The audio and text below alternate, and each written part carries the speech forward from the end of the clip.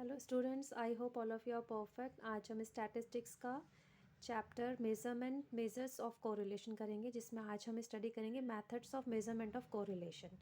तो सबसे पहले मेथड्स में हमारे पास आता है स्कैटर डायग्राम, फिर नेक्स्ट आता है second Karl Pearson's coefficient of correlation, जो कि बहुत इंपॉर्टेंट है। फिर नेक्स्ट थर्ड आता है स्पीयरमैन्स रैंक कोरिलेशन कोएफिशिएंट। तो चलिए फर्स्ट से स्टार्ट करते हैं। फर्स्ट है स्कैटर डायग्राम। स्कैटर डायग्राम में क्या होता है, जब हम कोरिलेशन यहाँ पर देखते हैं, स्टडी करते हैं, तो इसमें हम डायग्राम का यूज़ करते हैं। तो चलिए इसका डेफिनेशन देखते हैं। Scatter diagram is a simple and attractive method of diagrammatic representation of a bivariate distribution of determine the nature of correlation between the variables. यानी कि स्कैटर डायग्राम एक सिंपल और अट्रैक्टिव मेथड है, जिसे हम डायग्रामेटिक रिप्रेजेंटेशन करेंगे दो variables के बीच में जो हमारा कोरिलेशन होगा उसको। अब जैसे अगर हमारा परफेक्ट पॉजिटिव कोरिलेशन है, यानी कि आर से हम इसको डिनोट करते हैं इक्वल्स टू +1 है, तो हमारा जो डायग्राम है कुछ इस टाइप से बनेगा, एक्स एक्सिस वाई एक्सिस और एक स्ट्रेट लाइन बनेगी अपवर्ड डायरेक्शन में।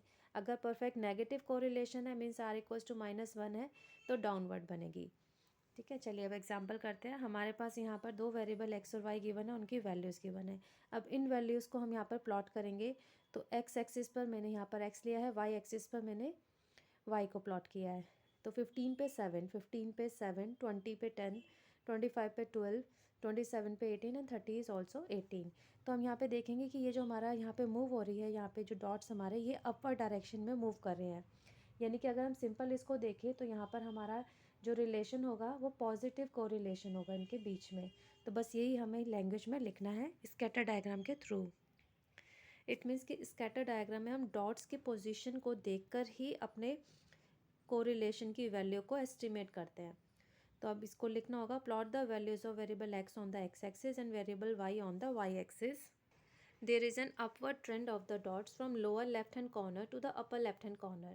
It means there is a positive correlation between values of x and y variable.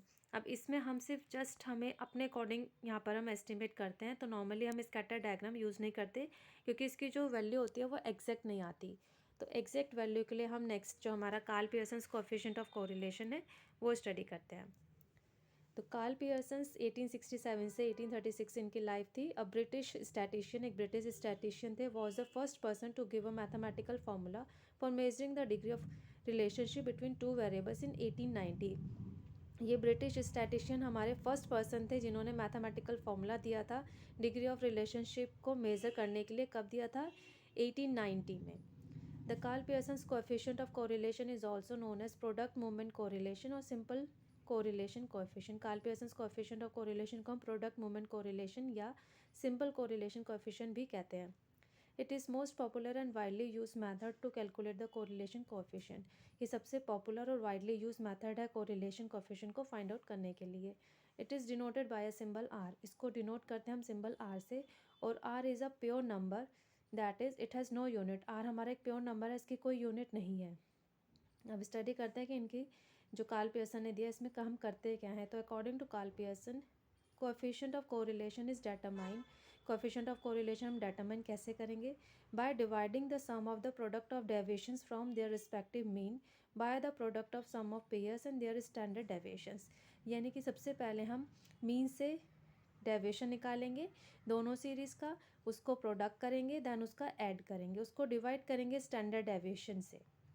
तो उस टाइप से जब कैलकुलेट करेंगे तो जो वैल्यू हमें मिलेगी वो हमारा होगा कोएफिशिएंट ऑफ कोरिलेशन। फॉर्मूला होता है इसका, Karl Pearson's coefficient of correlation r equals to हो जाएगा sum of products of deviation from their respective means divide by number of pairs into standard deviation of both series. It means sigma dx dy divided by n into standard deviation x standard deviation y, where dx equals to x minus x bar, y dy equals to y minus y bar. अब next आता है हमारे पास third method, Spearman's rank correlation.